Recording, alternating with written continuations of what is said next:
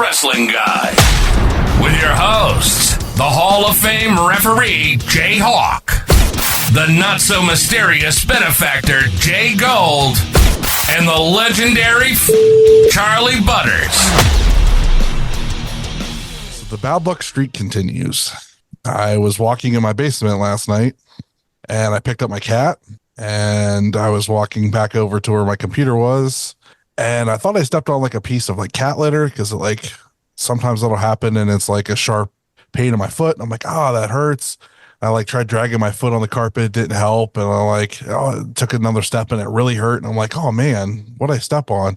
So I sat down in the chair, threw the cat like jumped off me, like scratched my chest, so then like I'm bleeding off my chest. I checked the bottom of my foot, and there is a Pollyanna DIY pin stuck in my foot. The black back, like you couldn't see it in the carpet, and it just not just any Pollyanna DIY pin. I will not say who was on it, but it is a canceled wrestler who the reason why it probably was where it was is because it was thrown to be thrown away and somehow managed to get there. I think your cat set you up. It sounded like it was a complete setup from the beginning. I go into my room, I pick her up. She cut me. Yep. With her claw, and then I stepped on this, and I had to pull it out, which was ridiculous. I don't recommend. Recommend it. Like it was in the upper, like fatty part of my foot by my like toes, like that bridge right there on the top. Oh, lucky it wasn't worse. I can imagine if it was my heel or like the middle of my foot. Oh my god. Well, I mean, you had to get a little unlucky because you had a good weekend, and it was a fun weekend, and you got a lot of good things coming, which today's episode will flesh out. You had such good luck at the AIW J-Lit show that, you know, sometimes it has to swing back to balance the universe. You know what I mean? Yeah. My the guy I wanted to win didn't win. I got an interview that I've been really wanting to do, and then I stepped on a pin, which had two pokers, not just one, two. So I was double penetrated. In case you're wondering who it is. But the guy I wanted to win didn't win, and you know it happens. It you know, that tournament is wild, and I'm looking forward to our review next week of it.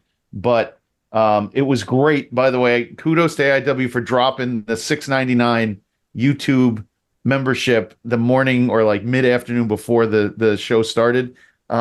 Gave me something to watch all afternoon. It ran really smoothly. I think there were some streaming issues as far as sound goes, but it ran really smoothly. So kudos to them. I got to see you two idiots in the front row and wandering around. You were in purple, Butters. I think JHawk, you were in purple too, I think. No. I look more from like a maroon. Maroon, same thing. Come on. But not the same goddamn thing. I was in purple. I told you I was going to be dressed like Grimace, and Stacy did not let me forget that I was dressed like Grimace, because he called me Grimace several times. And thank God you did, because the Mets made the playoffs today, and who is their mascot? Grimace. So you brought us some good luck, Butters, and then the universe came around and bit you in the foot. I took a double penetration to the foot, right, for the team to win. Right. If it takes you getting injured every night, tomorrow night they play the Brewers. I hope something happens that doesn't leave a permanent mark. Please but stop. You know, No. I'm going to talk to the cat. I would be totally happy with the Guardians Mets World Series, but sorry, the Guardians better win. The universe canceled the game that where Jose Ramirez could have been a 40-40 guy. The only way baseball God can make it up to a World Series win. I'm sorry. 40 guys. Speaking of that, Pete Rose passed away about an hour ago. RIP to Pete Rose. I hope they put him in the Hall of Fame next year. But yeah, see, the universe comes back around, JHawk, everything. Butters, feet, good luck, bad luck, Pete Rose, the Guardians. Just make sure the Guardians show up in their playoff games and everything will be okay. I can't help but somehow think this is Kane's fault. Right. Yeah. Okay, you kind of touched on it there, Jgold. Pete Rose had the permanent ban from baseball, couldn't be in the Hall of Fame. He literally cannot suffer anymore. Just put him in the fucking hall. Yeah, he's not alive to enjoy it. Right. Yeah, a friend of mine said he got more hits than anybody in history of the fucking game. If he's not in the Hall of Fame, there should not be a Hall of Fame. Yeah, they told him while he was alive. Bad shit off the field. I'm not even talking about the gambling. He did some bad shit off the field.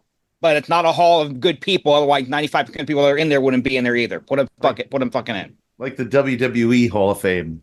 It's about as shitty as that is too. So I think Jgold, you could use that argument now that no matter how shitty he was, you should still put him in the Hall of Fame, and then you can get Chris Benoit in the Hall of Fame, the WWF Hall of Fame. that's not anything I've ever said in my whole life. I mean, JHawk just said it. Like, it doesn't matter how bad you were, you know. It's you know. Heroes never murdered his family, so I'm gonna go with there is no murderers of their family in any of the Hall of Fames. I mean, they didn't put Ray Caruth in, so you're not gonna see who OJ. But that was before he got in the Hall of Fame. Before he killed his family, So he they was coulda already kicked a him Hall out. of Famer. Nah, you can't. Once you're in there, why bother? Leave the statue. They actually did have a vote to be about voting him out, and they didn't get enough votes to do it. So Yeah, leave the statue. No, but just don't clean it anymore. Just let it kind of deteriorate. That's fine. You know, how much more do you need from old Juice? He's gone too, so it doesn't really matter. Wow, there's a lot of people gone recently. Jesus. Dikembe Mutombo. Dikembe Mutombo. The best commercials, the Geico commercials ever were Dikembe Mutombo. What a shame. Today's been a weird day. Butters impales himself. Dikembe Mutombo passes. Pete Rose passes. The Mets win in a crazy game. What a day. It's been an exhausting day. What else? Shout out to our boys at ETU for their show on Thursday. We're going to review that. But fellas, awesome job. Cannot believe you got as what you put together that night. I don't want to spoil it. But there were some big guests and some big gets for you fellas. So good on you. And looking forward to the one in December. Hopefully we'll get a ton of people at the Mecca for that one. So hopefully we'll get a really good interview out of somebody before that one. Yeah. We'll see. Maybe they're champ. Maybe not. I'm looking at you, Struggles. Struggles will be on anytime we need him. He's who I have slated for that. So he's the best. We'll get him. Better So what else? up. What do we got? What else do we got going for us? I know you guys are excited to present your interview with our guest tonight. So what else do we got? And my week has been pretty chill. Toy Hio's coming up, so I'm just prepping at the shop for that. And spent yesterday. Next weekend, Toy Hio? Yeah, the October 12th. Nice. So I yesterday was Sunday dinner at my aunt's, so we had pasta and stuff like that.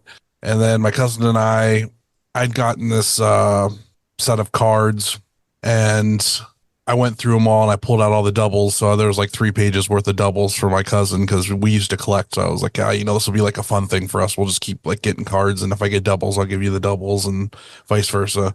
And then there's a comic shop that's opened about a year ago in Hermitage, which is like 15 minutes from where we were at. And I was like, let's go after dinner. So they closed at 5. We got there a little bit after 4:30 and, told the guy who I was because like all the shop owners know each other in the area. So like he knew that I worked for Rick at Time Capsule Toys. And we walked around and like looked at everything. Like he had a ton of comics. So it was a really big space. Not super organized, but it was pretty cool. I got a couple stickers and my cousin got a card pack or something. And then I was looking at, they had all these different posters that like, they get from like their, from the comic book thing, whatever. They send them like free posters and stuff to put up. And one of them was an X-Men 97 poster. And I was like, do you sell the posters? Because I want that X-Men 97 poster. And he's like, yeah, we usually do. Let me see if I have one. And he was like going through his extras and he didn't have an extra. So then he like went back, took it off the wall and just gave it to me. So nice. Yeah. Was so it I got this signed really or no? nice. No, it's just a really nice, like, one that's like, it's pretty big. It's probably like bigger than a 20, like a normal size poster, like a movie poster. It's pretty big. Nice. So I was like, hell yeah. For free. Yeah. I was like, I was willing to pay for it. Shit. Free shit's always the best. Always the best. Free lunch, even better. Always the best. Oh yeah, man. Chris Christopherson passed away too. Oh, there's the yesterday. trilogy. So all 3, Yeah. it has been completed. Yep. Whistler from Whistler Blade. from Blade, man. And Fucking he was gone. also in the Highwaymen with Yeah. Johnny Cash. Yep. Yeah, man. He wrote a lot of good music. Yeah, it's a shame. Damn. Well, shout outs then, I guess. Yeah, let's do some People shout who are outs. still alive. Shout outs. Shout outs to Zach and Andrew, Yo. and of course to Patty. Hey, Patty. Patty Who- texted me about Thrunt. What was it? Thront. we all got that message. Yeah, we all got that message, and then she hit me with this. So she was asking me if I'd ever found a Paul London figure, because she wanted to get a Paul London figure to get it signed. I said, no, I haven't seen any. He's super rare to find in the wild. And she's like, is the wild close to the Thront? What? She's like, you started it. And I was like, yep, it's all my fault. Listen, you got to give it to her. She did. She got you. Yep. I like that. All right. Well, Patty, I'm sorry. I had to look it up. Patty sent me a Urban Dictionary meaning of Thront. And I said, Yep. I guess that's what it is. I wasn't really sure, but good on her for showing us. So, yeah. Hi, Patty. Yep. Yeah, I got the Game Urban Dictionary thing, and I went, that's not exactly what they're going for, and I kind of left it at that. But No, I told her what it was. I was like, it's a mix of these words. Here you go. Well, let's find out what's on. What's on this weekend? Yeah, I'm going Friday night, October 4th. Blitzkrieg Pro, Cool to Be You, featuring Dijak. On that card, the Bedlam Championship, CPA versus Marcus Mathers. Hey, Marcus. The Blitzkrieg Tag Team Championship, Legion of Rot versus the Miracle Generation. Kevin Blackwood versus Sammy Diaz. Angelo Carter and the Shook Crew versus the Silver Screen Collective. That's all on Friday night, 7 p.m. Eastern. okay, I'm going to go with Saturday night at 8 p.m. Eastern. LVAP presenting the Steel Stack SmackDown 3. On that card, Mercedes Martinez against Erica Lee. Got the Colony against the Lost Boys. Landon Hale and Channing Tomic and King Crab and Murloc. Vita Von Starr and Harleen Lopez against LMK and Faye Jackson. Club Coda against Leo Farrow and Jimmy Lloyd. I think Lucky 13 is going to be there. What is that on? That's not on streaming? No, that actually is streaming. They just announced earlier today that IWTV will be streaming that live. Oh, sweet. I'll definitely watch that. All right. And with that, let's get into this interview. Let's do it. Doing interviewing. All right. We are here with the CFO of AIW and sometimes ring announcer. Everybody's been asking. We got him. We got Pedro, people. Yay, here I am. It's me, Pedro DeLuca. So thank you for making time. Thank you for having me, because it's I don't get to do podcasts very often, and it's kind of cool. So yeah, what do you want to talk about, guys? Let's have some fun. I always have to be serious. Let's talk about how you started.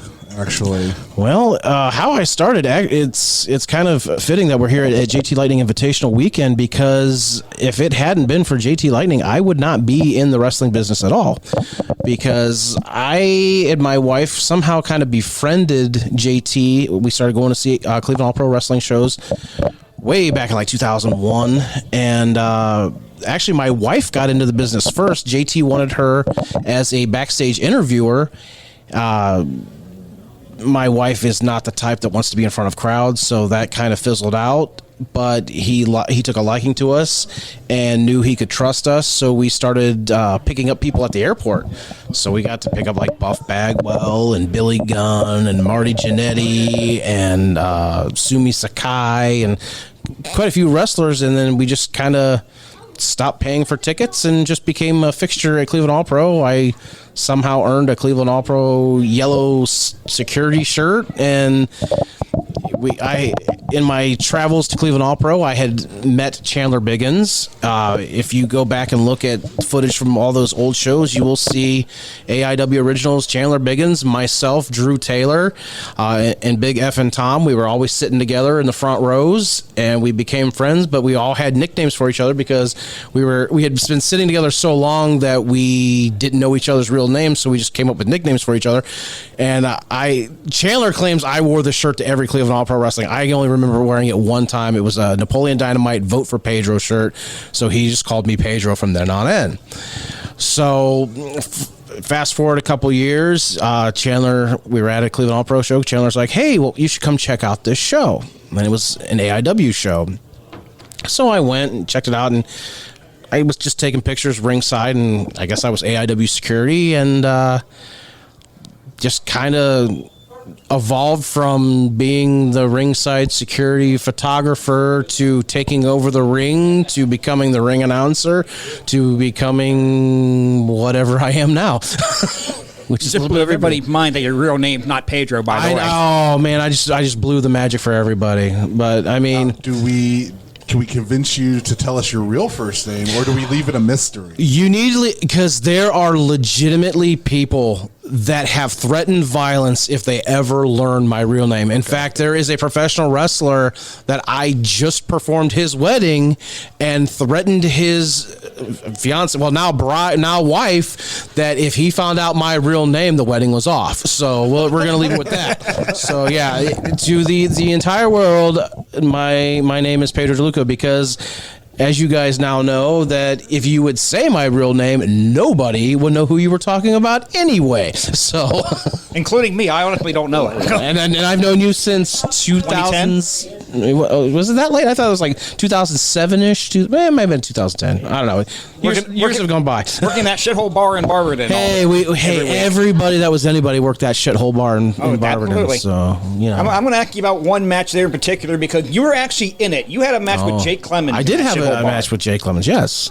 And I don't know, some people say we stole the show. I don't know, but you know, it was something I had always wanted to do. You know, I'm an old man now, and back then I was getting to be an old man, and I had always wanted to be in professional wrestling. I was blessed that I got to be a ring announcer for so many different promotions and did so many different shows, but the opportunity came up to, hey, let's have a feud with you and Jake, and we'll have this big match. And actually, it turned out I wrestled quite a few matches down there at that shithole bar in Barberton.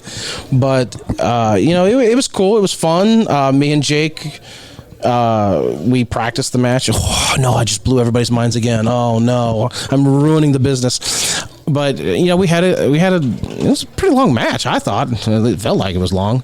But we had fun, got through it, and it's a very special memory because I can't say I can take credit for Jake, but I kind of take credit for Jake because I pulled Jake out of that shitty bar in Barberton and led him on his way. But would I do a match again? No. I'm too old. I have a destroyed shoulder. I have bad knees. I have bad hips. I have a bad back. 2 back surgeries.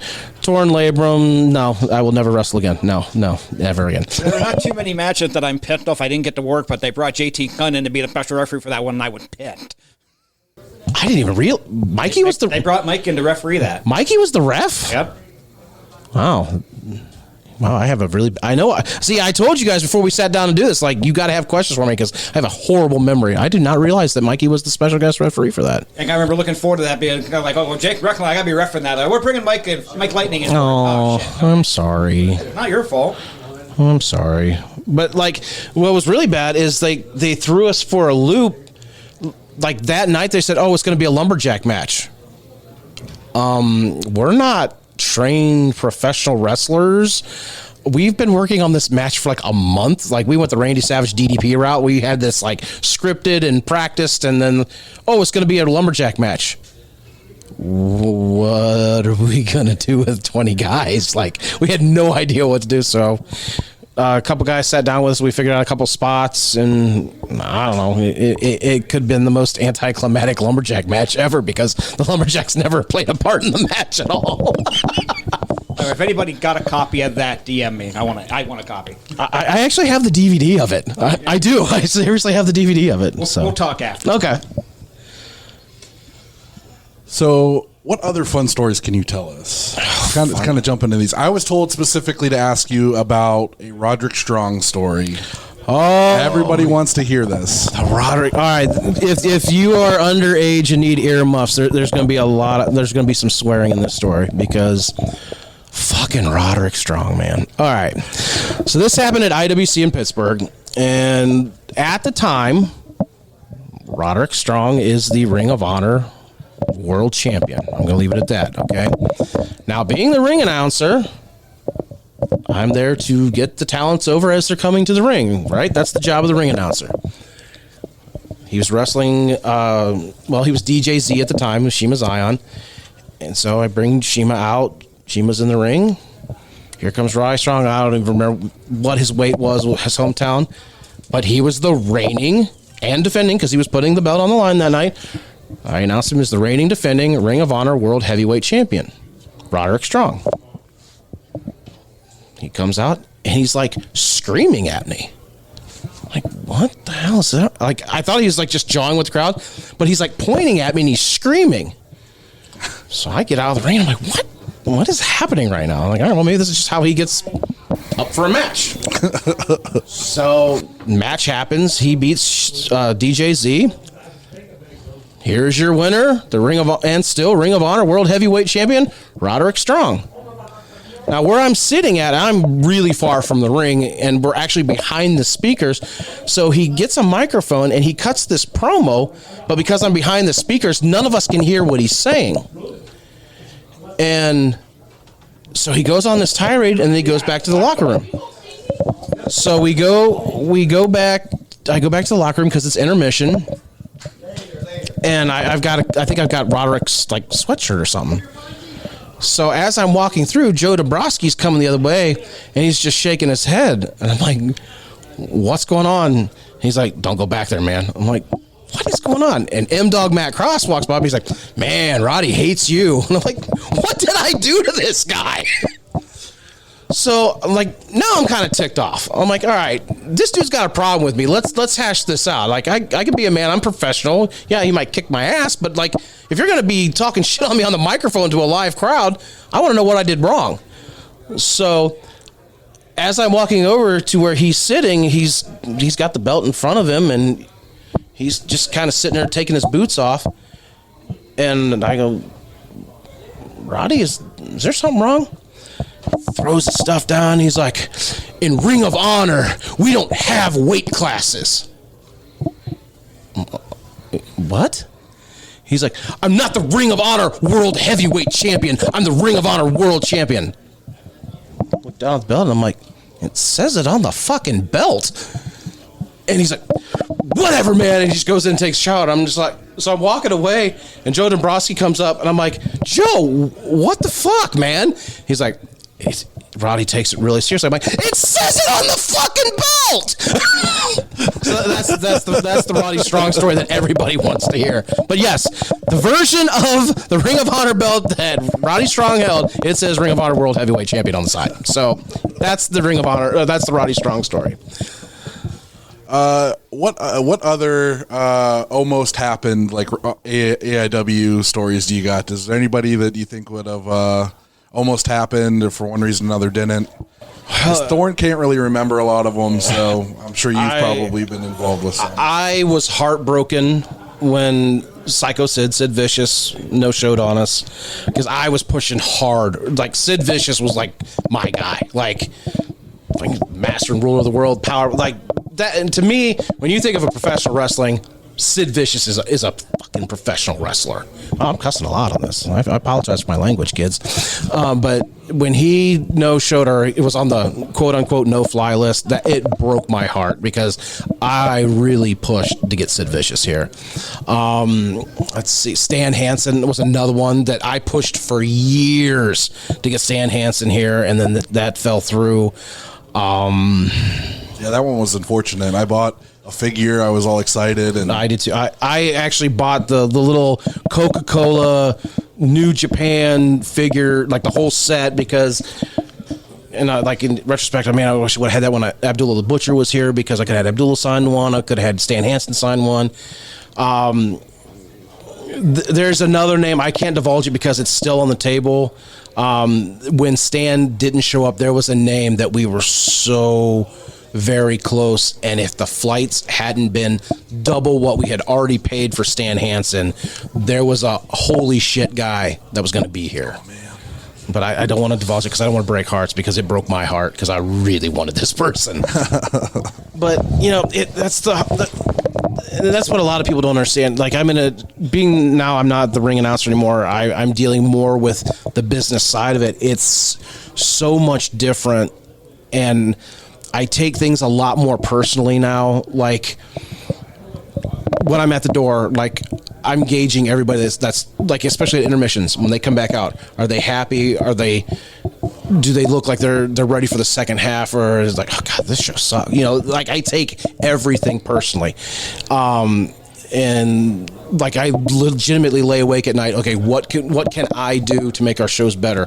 What, you know, is it the gifts that we give out for the front rows? Is it the meet and greets? What can we do to make AIW the elite of the elite? Because with so many big time promotions, whether it's AEW, whether it's MLW, TNA, so many guys are getting scooped up, and you never know when whoever is going to get scooped up. So it's so hard. You know, fans are always saying, oh, the Mount Carmel days, the Mount Carmel days. Yeah, but guys, look at the Mount Carmel days. Every single one of those guys are signed somewhere now. Mm-hmm. Like, sorry, the Mount Carmel days are gone because they just can't exist anymore. I mean, you look back at those shows. Radio Kid, TNA, EC3, NWA, I mean, Ray Rowe, WWE. I mean, all those guys are just gone. So you try to make the best shows you possibly can, and then you just like this weekend. Never in our wildest dreams did we think a Category 4 hurricane was coming through, and we might not have Jake Hager here tonight. Like, Thorne hit me up Monday and said, there's a Category 4 hurricane hitting Thursday night, Friday morning. I'm like, oh God. Not another no-show in Akron. This is going to burn the Akron territory to the ground if Jake Hager doesn't show up. Because I really believe when Stan Hansen pulled off, it killed a lot of the Akron. Like, it hurt bad. It was a gaping wound in the AIW Akron territory. I firmly believe that. And there's so... I could sit here for hours and explain like how many different circumstances there are. It's not just, there's all these big companies. You got to think about all these wrestling conventions. Like, these wrestling conventions are killing independent wrestling, because when we try to bring in these legends in, they want convention prices. Well, I can't afford to pay convention prices because I don't want to gouge my fans at the meet and greet table. Because, like I said, I take everything personally, and I look at it as, would I pay that as a fan? Like, you got to remember, I'm coming back from the Cleveland All Pro days where, like, $10 was what you paid for an autograph for a meet and greet, and now, you know, you go to these conventions, it's laughable what these guys are trying to charge. Like, there was somebody, it was $200 just to get your picture taken with them. And I'm like, There's nobody on this earth that I would pay $200 to get my picture with. And like a combo was just astronomical. I'm like, who is paying this?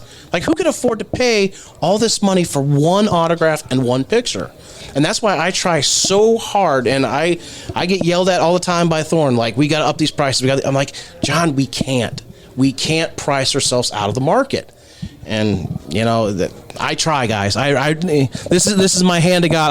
I'm trying to keep everything low for you guys. I've never seen an AIW meet and greet that made me go, absolutely not. That's too much money. I've never seen one, and I mean, they've always been reasonable. I mean, even with the biggest names, it's always been super reasonable. I've never seen anything that made me roll my eyes and go, absolutely not. You guys are insane.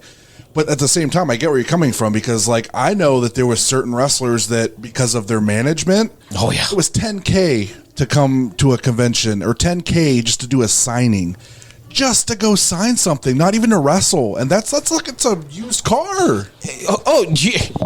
There's been prices we've been quoted. It's a house, a literal freaking house that they want to charge to come in, and the worst part is, we'll only come in for 3 hours.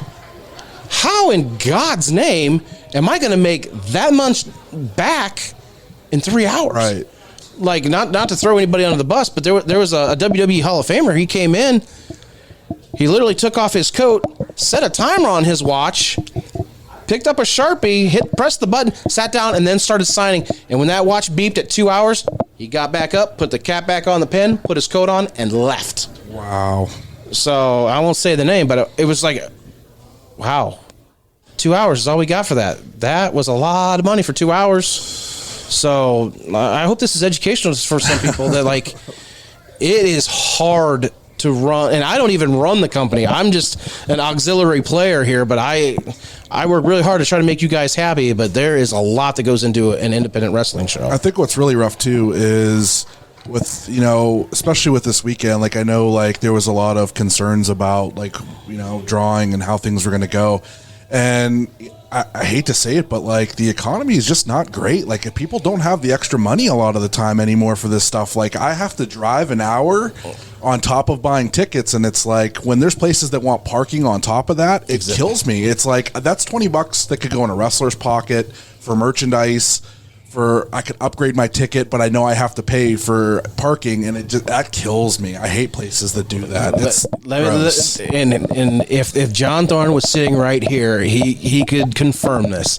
Every time he says, "Hey, this building wants us," my first question is, "Do they have parking?" My very first question, because again, going back to my fandom, as a fan, I would not pay to park.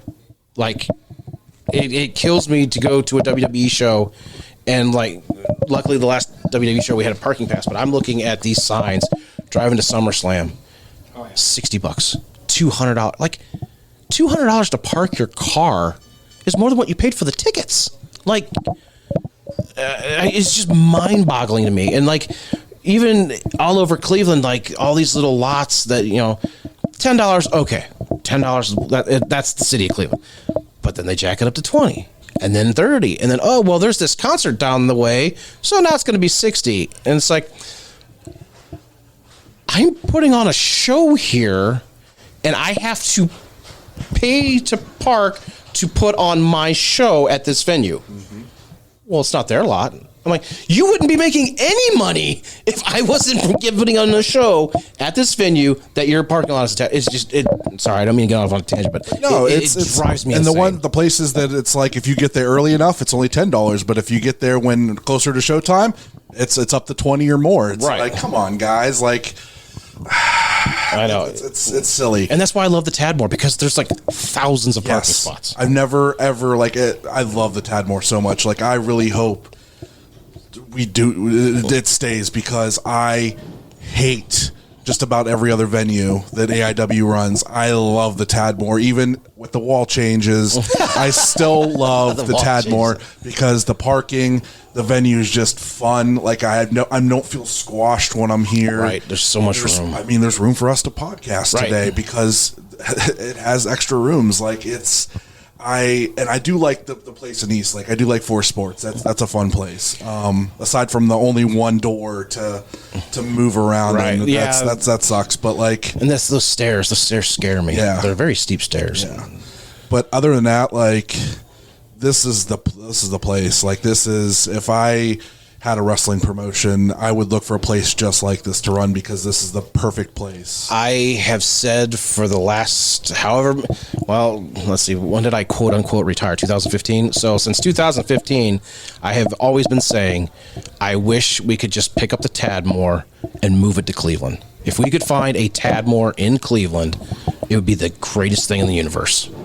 Find a millionaire to renovate like an old warehouse and turn it into like the AIW venue, period. If I could find a millionaire, I would have them buy Our Lady of Mount Carmel, and we would gut that out, and that would be the AIW Academy. It would be our show place. It would be apartments for the trainees. It'd be everything. That'd be awesome. That would be my dream. If anybody hits the lottery as an AIW fan, you better come hook it up. Or for sponsorship opportunities, and would you like to buy in?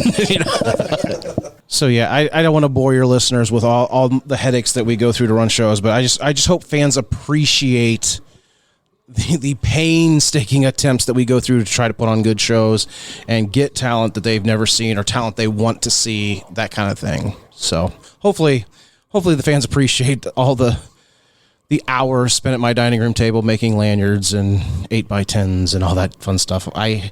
somehow have formed a very good relationship with the UPS store very close to my house. I'm in there maybe 3 times a week, so I know every person that works there, and they know me by name. Like, in fact, it's to the point where I just go in the back office and hook into the computer, and I run the copying machine myself. They don't even bother with me.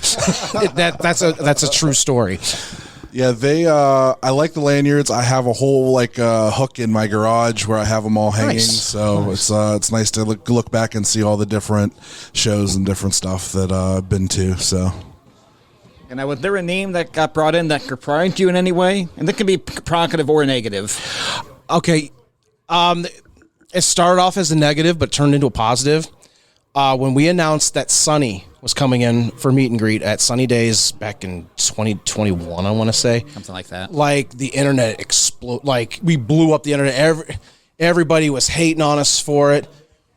But honestly, that was one of the best meet and greets we've ever done. She paid herself off with the meet and greet. Like, I can't say enough good things about Sunny. I know she's gone through a lot of troubles. Let's not dwell on negative. When she was with us that day in whatever, I think it was September of 2021, you could not have asked for a better person than Sunny Tammy Sitch, because she was awesome for us that day. So I hope she can get it together and all this stuff can, I mean, I don't even want to go down that road. Like, I don't want to bury myself here, but Sunny was amazing. For the longest time, Harley Race was what we called the king of the meet and greets, because he was like the record holder. And then Kevin Nash beat him. Then Eric Bischoff beat Kevin Nash, and then Kurt Angle beat Eric Bischoff. So Kurt Angle is current reigning and defending meet and greet champion of AIW. So there's been a couple that on the negative side, and I don't really want to dwell on the negative, and I don't really want to bury anybody on the. But yeah, there's been some. It's like, really, like nobody wanted to meet that guy, and going back to your earlier point about like the parking and like that money could go towards a wrestler, like the meet and greets at Temple Live were horrendous. I mean, besides the Kurt Angle, besides the Eric Bischoff, and I'll throw X-Pac in there, those were the only good meet and greets we ever had at Temple Live. And I'll always go back to the paying to park, the outrageous prices for beer, the Ticketmaster fees. But I saw a significant decline in every meet and greet we did at Temple Live. I'm genuinely shocked that Danhausen isn't on that list, because his line at that one show when he first came back to Cleveland was still going on during like the first couple matches. But you got to understand, though, that wasn't an official AIW meet and greet. That was his own. So, like, that's his own baby. Like, we don't see anything from Danhausen. So, when we advertise like a meet and greet, that means we are controlling that meet. Okay. It's like Danhausen, he controls his. Joey Janela, he controls his. Several wrestlers control their own. Like, so there's a specific difference between him being on the show and having his own line. And here's how you can tell. If there's little coupons when you're going through the line that says what you're buying, you know that's an AIW meet and greet. Okay. That's the official tell of whether we control it or the individual wrestlers controlling it. Okay, so we are here, JT Lightning Weekend. Do you have any good JT stories? JT, it was a weird relationship. Like, one day you're his best friend, the next day you never existed to him. It was really weird, but for whatever reason, JT loved me.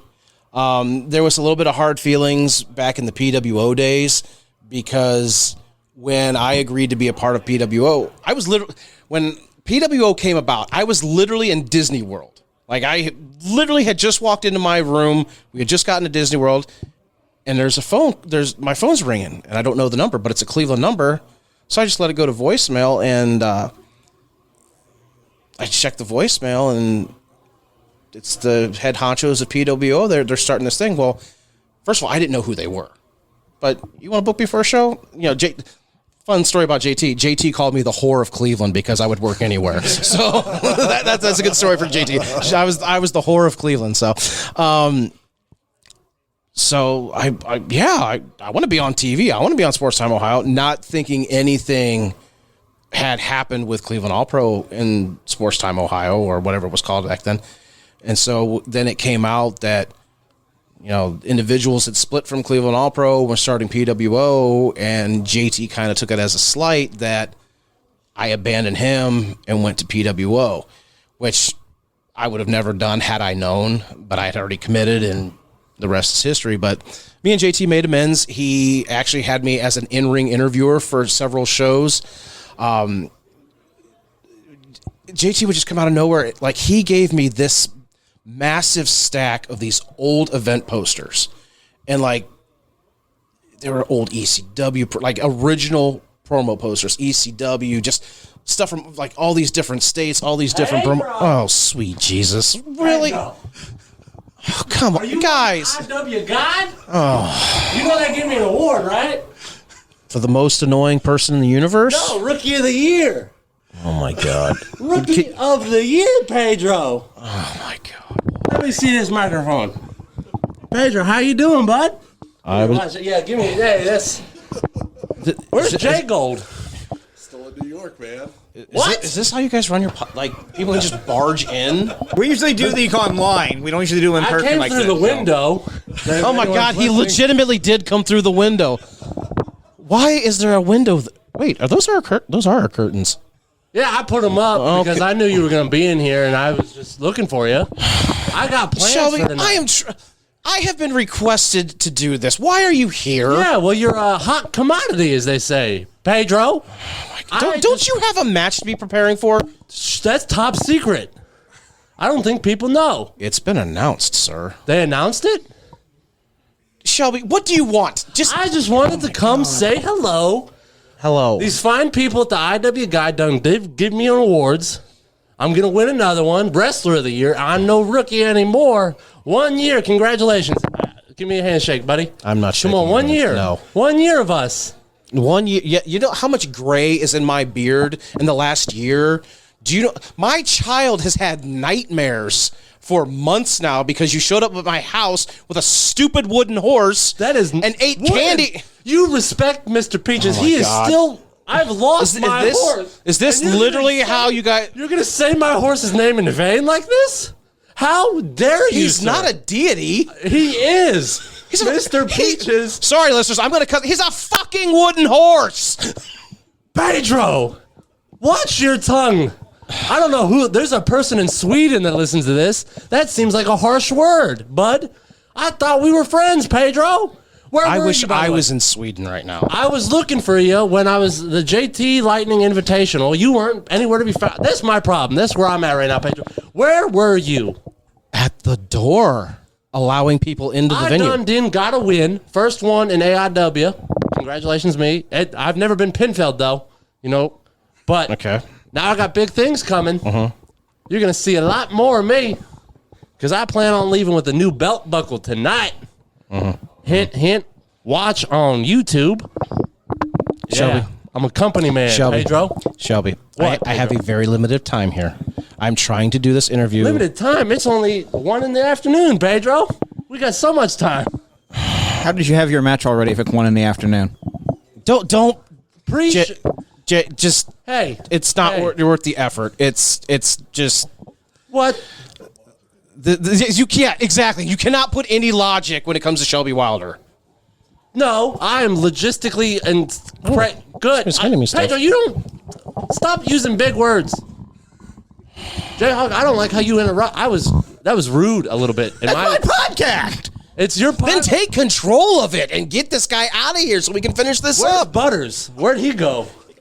He's looming over your shoulder. Oh, hey, Butters. Hey, thanks for the. Hey, tell Jgold I said howdy, and I miss him. I wish he was here. Jgold never give an award to this man ever again. Jgold, give me all the awards. I'm leaving with a new belt buckle tonight. You're gonna watch it live, and you're gonna tweet at me because I hope you leave with the new belt buckle tonight. I'm rooting for you. I was happy you got your first win in the company. Yeah, Pedro, I'm very proud of you. Popular. Yeah. I've learned. And it's, Pedro, one day I'm going to put it out there. There's a neighborhood right up the Pedro, street. you want to be my manager? No, I do not want to be your manager. No. Why in God's name would I want to spend more time with you? Because, Pedro, we get along dandy. If this is, see, now people are yelling for me now. Like, That's not my fault, buddy. You're a busy man. can we? All right, Shelby, What? go get ready for your match. All right, I need to wrap this up I'm because gonna people are win. yelling for me. I'm going to win. Are you rooting for me? I have to be impartial. No, you don't. Yes, I do. Get out. Okay. Get out. Okay. I see I'm the one that wanted. IW guy. You were never wanted. I'm always wanted. Now, if you don't mind me, I'm going to go through this here down window. Oh, my God. Hey, Damn it, Shelby. Get that. bring it home, buddy. Bring it home. Do not come to my house. I have guns. I will shoot you. Is this how you guys conduct interviews? What?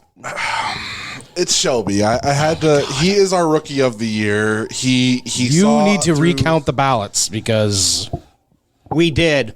we did several times. That's somehow. Were they how all Derek written in Dillinger won, crayon? too, So That's actually why John Thorne won't come on the show. He's mad we gave him that award. No. okay. So let's We're talking about JT. Yes. JT. Okay, I don't even know where to go from here. JT Lightning, a complicated man, but literally there would be no such thing as Pedro DeLuca had it not been for JT Lightning. I owe so much just for the early induction into pro wrestling because of JT Lightning. The friendships I made because of Cleveland All Pro Wrestling.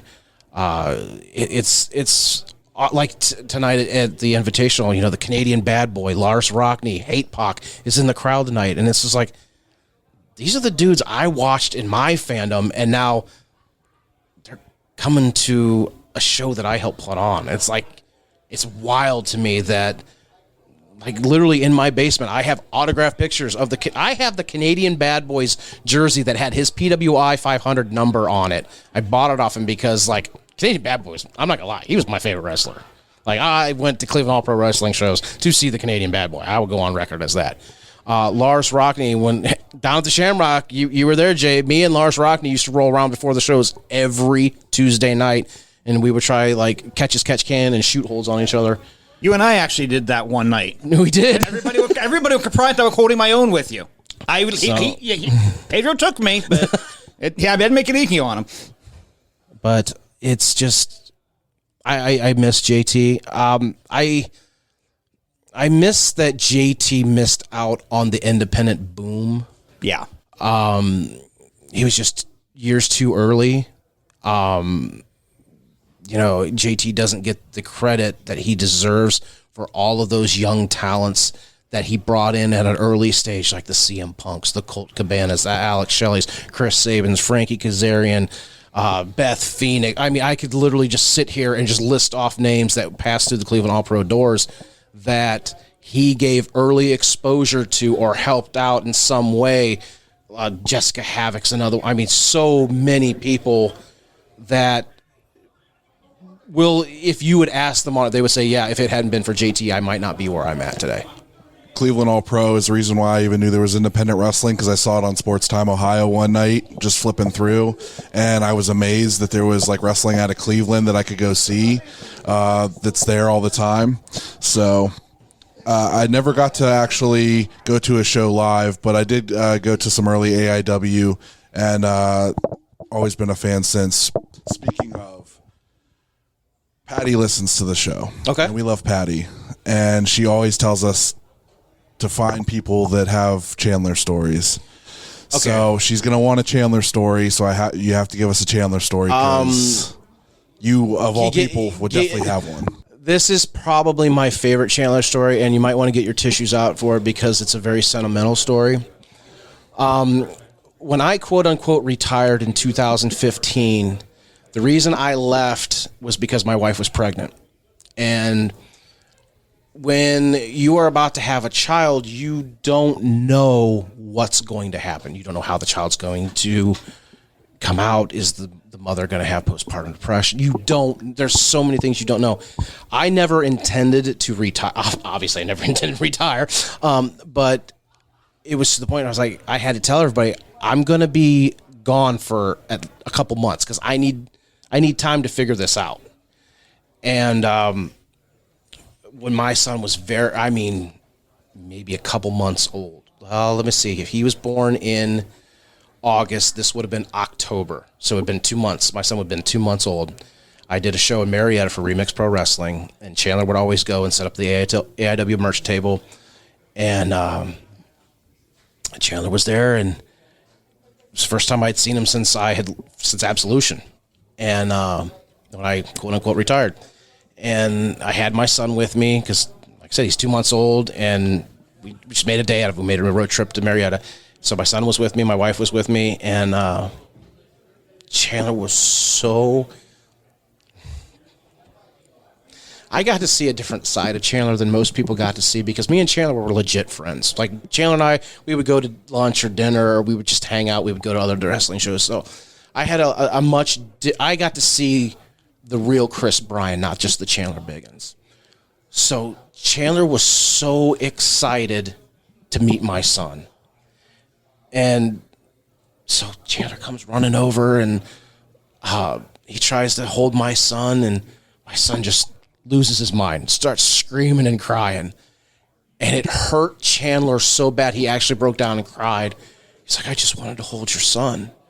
And I'm like, he's 2 months old. He's never been around this. Like, I felt so bad, but all Chandler wanted to do was hold my son because he was so happy that I had a family.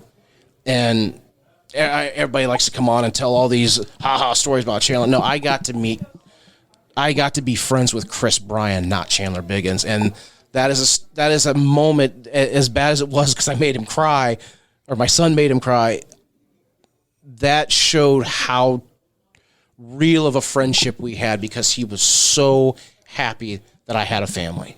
And he wanted that so bad. Sorry, guys. Didn't mean to bring the show down.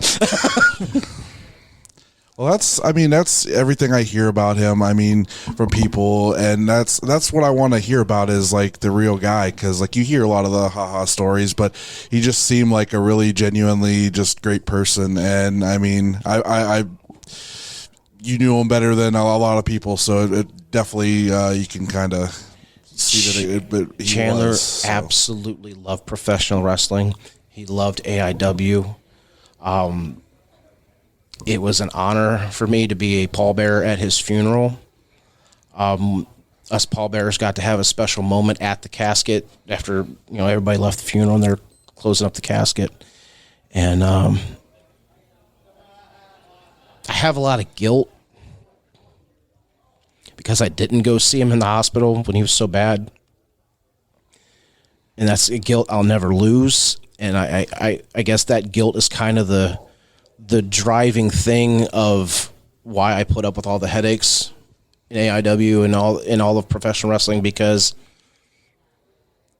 Chandler's who got me into AIW and Chandler's who got me to be a ring announcer. If it had been, it started with JT and moved to Chandler Biggins. If it hadn't been for Chandler Biggins, there's no Pedro DeLuca at all.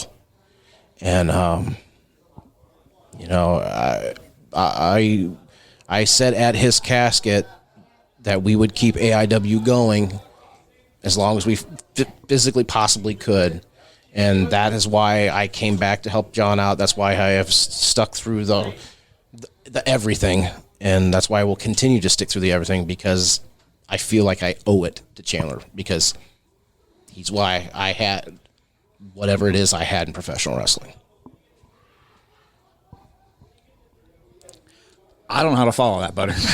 I'm not going to lie to you. That's hard to follow up with. Sorry, guys. I didn't mean to bring your show you're down. Fine. You're fine. I mean, I wish I knew Chandler like that. Like, Chandler knew who I was, and he would say hi, but that was the extent of our relationship. Like, it would be, Right. Yeah, I'd seen him in passing a couple times. We said hi. We chatted a little bit, but nothing.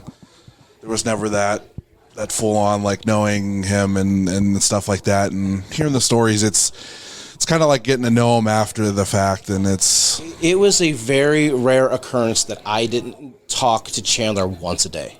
It was very rare that we would go a day without texting back and forth. That's just the real friendship we had. Did you ever watch the bit that they did in the Wrestling Road Diaries? You ever go back and watch that when Colt Cabana and Bryan Danielson like stayed at his house? And Yes. Like it's been a long time, but yes, I did watch that. Yes. like they were like getting the eye drops out ready, taking the cold medicine to like just go sleep because they were all the cats, and they were convinced the one kid to go talk to the girl at the after meal or whatever. Oh, it's good stuff. Right. Like we could literally have a series of just days with Chandler. Like we would just go to the toy stores looking for wrestling figures. We would go. He took me to Big Fun when it was there was a couple of Big Fun stores. Like we just went everywhere. Like we would go to Aurora Farms and go to the KB Toy Store outlet and look for wrestling figures.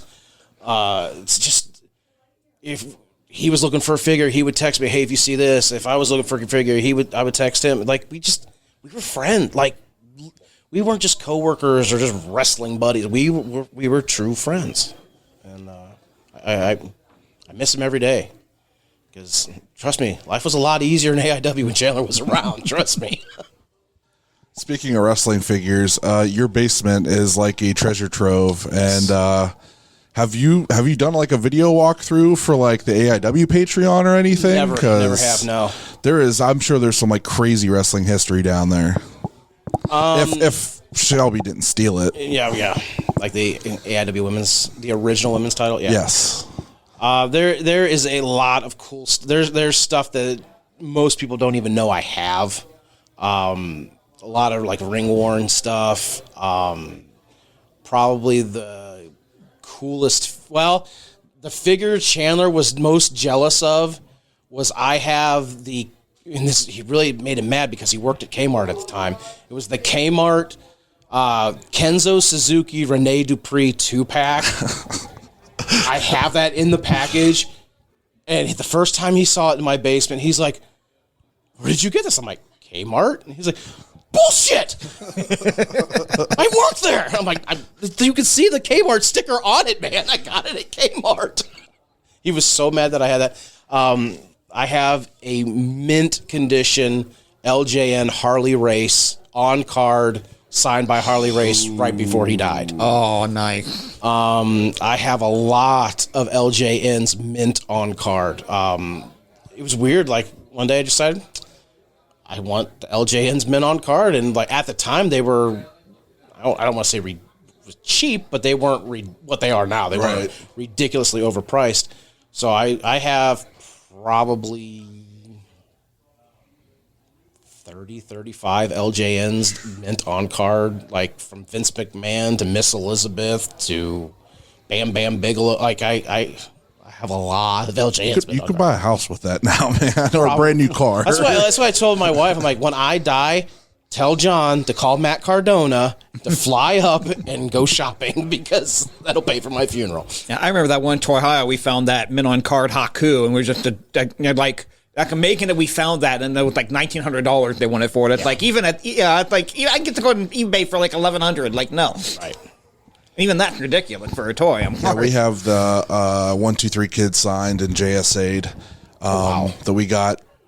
Rick somehow got it Rice on card, and then he got it at Toy How and I know what he did. I know what he did because I saw it first, and I'm like, that's a mint 1-2-3 Kid on card.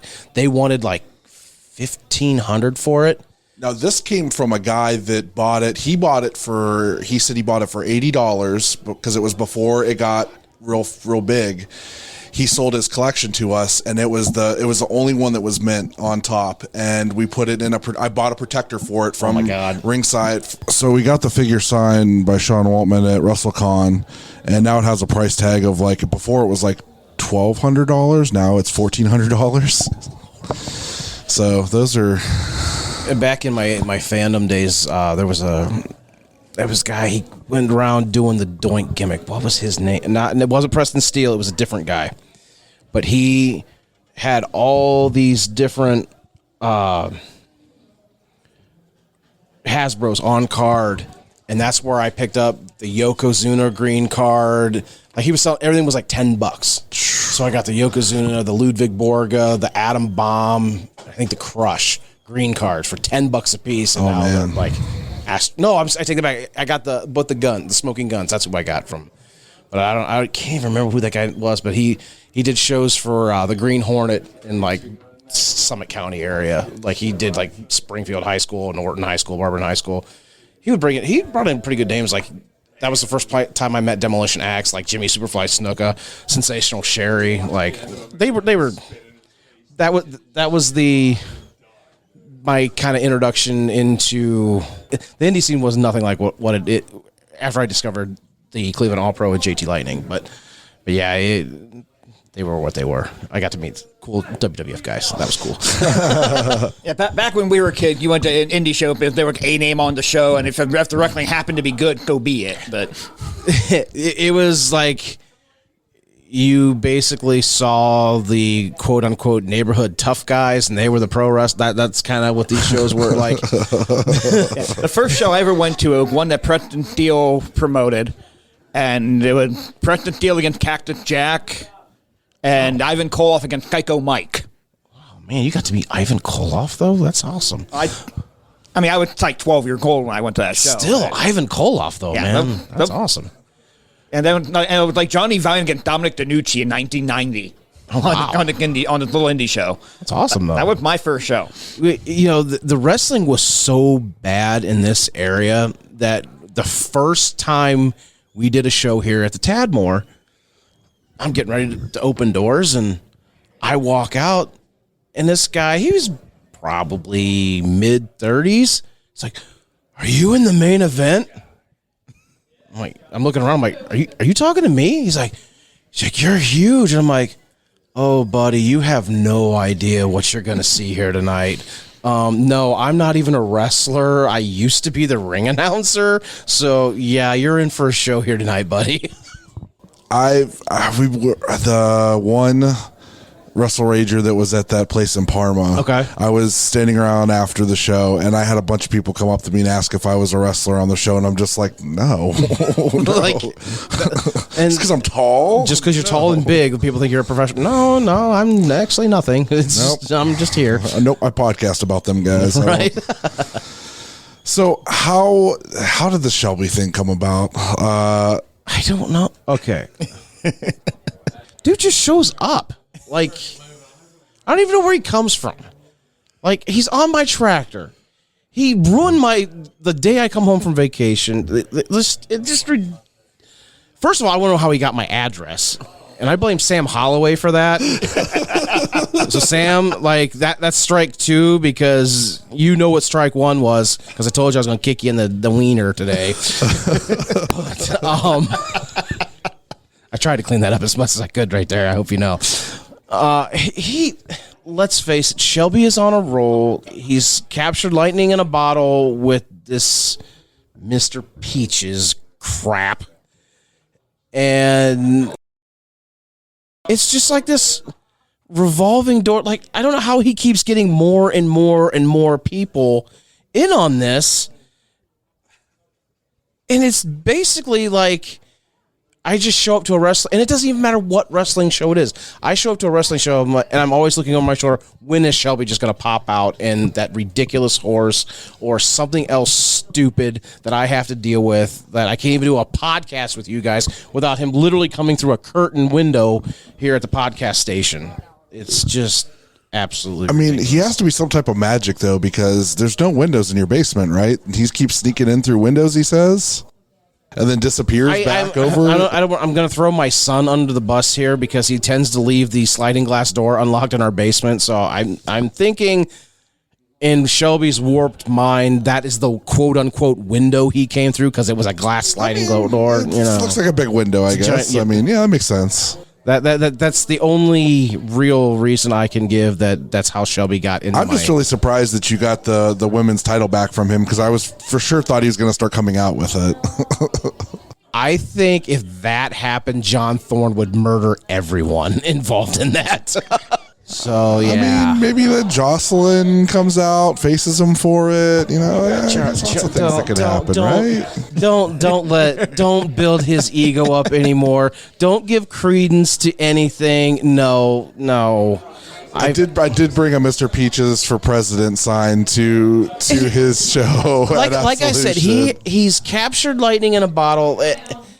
the last show before in Akron, there was inflatable Mr. Peaches. Yeah. There was Mr. Peaches signs everywhere.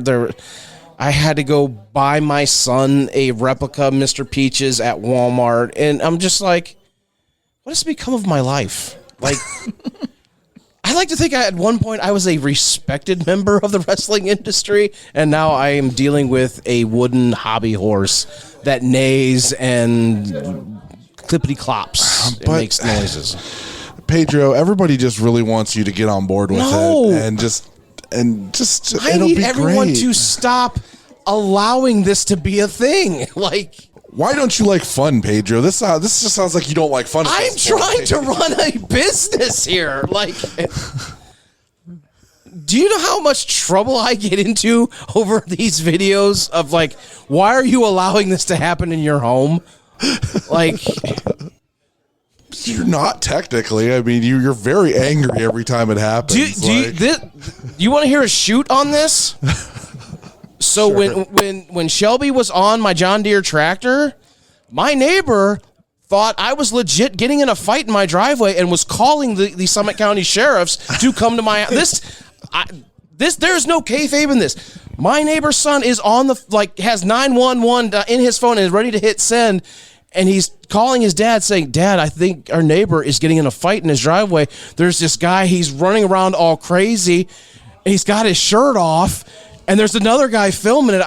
I don't know if I should run over there and help him. I'm like, this is my life now, guys. Like, you guys think this is fun and games, but literally the police were going to show up at my house because of this. Imagine if they did, though, and then they could have arrested him. It could have been a whole thing. It would have been great. Yes, because this is what I want my neighbors to think of me, that I have a drunken cowboy in my driveway screaming and yelling while someone videotapes it. They do know what you do, right? No, see, I try to keep it kind of quiet in my neighborhood because, okay, full disclosure here, the neighbor next door whose son was calling the police, he is a Orthodox, he's a father. Like, he wears the ceremonial robes. Like, it's kind of hard to say, oh, what do you do for a living? Oh, I'm a priest for the Orthodox faith. What do you do? I have a drunken cowboy in my driveway with his shirt off with a wooden horse. That's what I do for a living. So it's a really funny thing because now everybody kind of is looking anytime we see you on camera as to where he's going to pop out of. So him riding the tractor was actually the last place we thought he was going to be, because we thought he was going to be in the bed of the truck or in the back seat of the truck or come out of the truck somehow. And then he just comes riding up on the tractor. It was pretty amazing. Again, stop being happy, promoting it has to stop. Shelby, looking through the show, you're giving him ideas. Hey, I'm a Shelby supporter. I love Shelby. I love Mr. Peaches. Shelby let me feed Mr. Peaches the other day. It was really great. So, I'm a Shelby supporter here. I was in a Meijer the other day, and it just so happened that one of the people that are in the bakery, making the donuts and stuff, their name was Shelby. And someone said, hey, Shelby. And I got the NyQuil shivers as I'm walking around Meijer in Belden Village. So start looking around for what if he popped up behind there? That would have been amazing. Tell me you wouldn't have been amazing if he just popped up behind there. I'm a fat guy. I really love Meijer donuts, and I would never shop at Meijer ever again. That's how I feel about that. Now we gotta get in contact with them and make that happen. That's a good video right there. Oh my God! Don't give any credence in front of the public that it needs to happen, and him cutting a promo with you in public at a Meijer. So that then I get to go to jail for what would that be? Disorderly conduct in a Meijer? No, I'd be all right. You could be like, no, we're filming a skit. It's okay. Oh, we're on TikTok. Yeah, we're good. Yeah. As long as you have permission from them beforehand, you're fine. Yeah, I think you guys are way overthinking this thing. I think Shelby can get it. Shelby seems like he could convince them that it'll be okay. I think we need to get this episode pulled from the archives here. You're talking to somebody who went to one of the Barber and Halloween shows dressed as Jim Cornette and Tractor, we should go to that Dairy Queen across the street, and you wait a minute, and you redo that video. Do you remember one of those those Bourbon Halloween shows where I dressed up as ODB? I was on commentary with you, directing Jerry Lawler the entire night. I absolutely remember that. That was fucking hilarious. Oh, yes. I was dressed as ODB, and I did a really good ODB that night. And I threw all my geeky Jerry Lawler line I could think of on that. It's true. The Barberton shows, like I was there for quite a few of them too. Okay. I do miss that place. There was some of the fans that would come in there, and I very interesting conversations with them. And I smoked at the time, and I remember like wrestlers bumming cigarettes off me all the time too. So that kind of tells you what kind of wrestlers we were having in there. So that tracks a lot. Yep. Now, those were always fun, but that crowd just wanted to have fun. It didn't matter what you did. Everybody got some reps. After I didn't know what to expect the first time you took me there, and I kind of was like, all right, whatever. And then like I started going all the time, and then it just became fun. Especially the Halloween show was a lot of fun. But like, yeah, it just became like a fun thing to do on a Tuesday night when I wasn't busy and like I didn't have to work. It was like, yeah, let's go do that because it's so silly, and I get to talk with like Pedro and like a bunch of other people and just like catch up on things. Like it was always fun. Like Clemens and I used to talk all the time at those shows. I really, really, truly wish there was still somewhere that all these young guys could go every week, get the reps, try new things out. Because let's face it, like you really go back through who passed through that ring on those Tuesday nights. There's a lot of dudes in really big promotions doing really big things. And it's because they were able to get in there, try out new things, try out a new character, try out new moves. Some of the greatest things that were ever done was before the show even started, before the fans were let in, because guys would be practicing stuff, trying stuff out, and like you could fine tune some things. And so many guys became so much better just because every Tuesday night they got to do those reps and get better and learn from different guys, learn from JT Lightning, because JT Lightning would come down, just so many different great minds that would come through there. And now these guys don't have a place like that. And I've had conversations with Dominic Guarini. I've had conversations with John Thorne. Like we all say, I wish there was still as bad as it was, and we can all say it was bad. Yep. We all had a lot of fun there. Yep. It was bad, but we had fun. We wish that something like that still existed. Yeah, I think Shelby would be the champion there. So he would be no doubt. Yeah. As much as it kills me to say that, no doubt. Well, you've depressed me enough. I think, that's a good place to stop. Thanks for that. Oh, we've taken enough of your time. This has been recorded over like 3 segments throughout the day on the day of JLit. So I really appreciate you making this happen. I'm sorry it took this long. Hopefully we can do another one where we don't get interrupted so much, and we will for sure do another one, especially when Jgold's in town, and we'll take the time to make sure we can get like a proper setup. Like I'll make sure everything's working properly. A locked door. It'll be nice and quiet. All right. Well, I don't know. I still might give him the thing to drop in. It'd be really fun. I think he's part of he's part of the thing now. No. I think you just need to accept it, and just it'll get better if you accept it. I bet he doesn't show up as often, and he'll probably actually show up when you want him to instead of just randomly. Condoning this. You know he wants me to be his manager.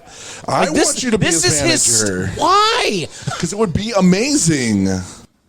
Because I would be like cost him matches on purpose. Like, well, that's not right. I would pay off Isaiah Broner. I would pay off Sam Holloway. Once he's healed up, I'd pay off Josh Bishop. I would get the biggest, baddest dudes and sign him matches with those dudes just cause. Why would you want to be a bad guy like that? That's so mean. Because I'm doing this against my will. Then you get real worried when he starts beating all those people. Just kind of a contract where you get like 85% of what he makes. He's not going to read it. Again, you could make some money off of them. Or I could spend time with my family at home. That sounds a whole lot better to me than going all over God's creation with Shelby Wylder. But you only have to manage him here at AIW. You don't have to, and you're going to be here anyway, so you might as well do it here in Old. Like the 2 places you're going to be anyway, so why not?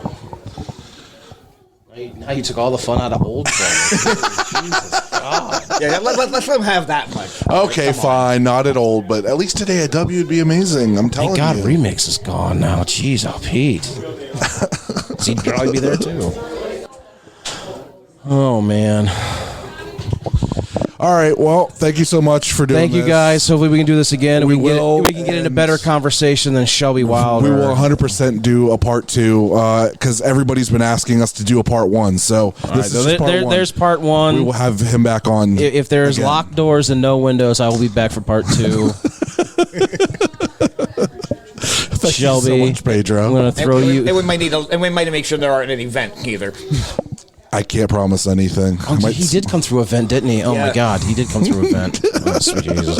Thank you, guys. Thanks for having me. Let's do this again. It was fun. I really like going down memory lane and get to do a podcast. It's pretty cool. Yeah. Thank you, guys. All right. Thank you. Bye. Oh, that was good stuff. Hopefully everybody enjoyed it. Part 2 will exist down the road. We just have to set up a day to record it. So Yeah, and that's not going to be easy with his schedule, but it'll be Sad worth I it. wasn't there. Really, really sad I missed it. It hurts me that I missed that because he is a fascinating dude. That is really. But I'm glad you guys got it because that was a big get for Butters. He was really excited about it. all right, JHawk. Follow me on Twitter, Twitch, and TikTok at JHawk, Instagram at JHawk1539. I believe my next show is October 19th. Real Action Pro Wrestling. It's the annual Halloween show. The Halloween costume battle royal will be part of that show. A lot more great stuff on that. So I'll give you more information when we get closer to that, but be ready for it. So October 25th is Neo Pro, the Curse of Quaker Hall. Also, Toy Ohio is October 12th. Come out, support, see all the cool toys, buy some stuff. Danhausen will be there. Harley Cameron, Brian Myers, Captain Shoes, Kinnick, Shane Douglas. Like, who's who, man? Come on out. Oh, also Wardlow. All kinds of Wardlow. people. Yeah. You want to give your Twitter handle? Oh, yeah. My Twitter is Charlie_Butters. And if you message the IW Guide 1 account on Twitter, it's usually me. Sometimes it's Jgold. If it's pumping out propaganda for Derek Dillinger, it is obviously Jgold. If it's just somebody posting silly shit, it's probably me. Nice. Well, also this Sunday, Creative Pro is doing their base brawl at a high school baseball field in Plainview, Long Island. So I will probably be there with Harper. And if anybody is going to that, give me a shout so I know that we can hang out and grab a drink. I don't know what they do at the high school. I don't know how it's going to be operated, but it is a fundraiser for the school. So Turk Wendell, Mets reliever, is going to be there. So if anybody's around, I'll see you on Sunday. You can follow me on Twitter at Jgold12. Please rate, review, and subscribe wherever you listen to us. And our Twitter handle, IWGuide1, and patreon.com/IWGuide. Don't forget about the merch store over Brainbuster Tees. And if you go over to Gorilla Press Apparel and use the code IWGP24 at checkout, when you buy 2 or more items, you get $20 off your entire order. Listen to our podcast, Friends at Odds with Wrestling. The Card is Going to Change, the Super Fantastic Podcast, Marks with Mikes, and Hayabusa Speed. Yeah, boy. Other friends, OKCR Creations, the official graphic designer of the Indie Wrestling Guide. Magnum CK's Now That's What I Call Wrestling. Time Capsule Toys, Toy Ohio, Rubber City Toys, Big Starks brand, Women's Wrestling Watch of Northeast Ohio, the aforementioned Gorilla Press Apparel, and Smokin' Jay's Barbecue, the best barbecue in Ohio. And that's going to be at Toy Ohio. And you'll be slinging barbecue all over the place, so enjoy. That's all I got. Hell yeah. Watch some indie wrestling. Talk to you next week. See you next week. Later. Don't forget to review and subscribe wherever you listen to us. Find us online at Facebook and Instagram at the Indie Wrestling Guide. And on X or Twitter at IWGuide1.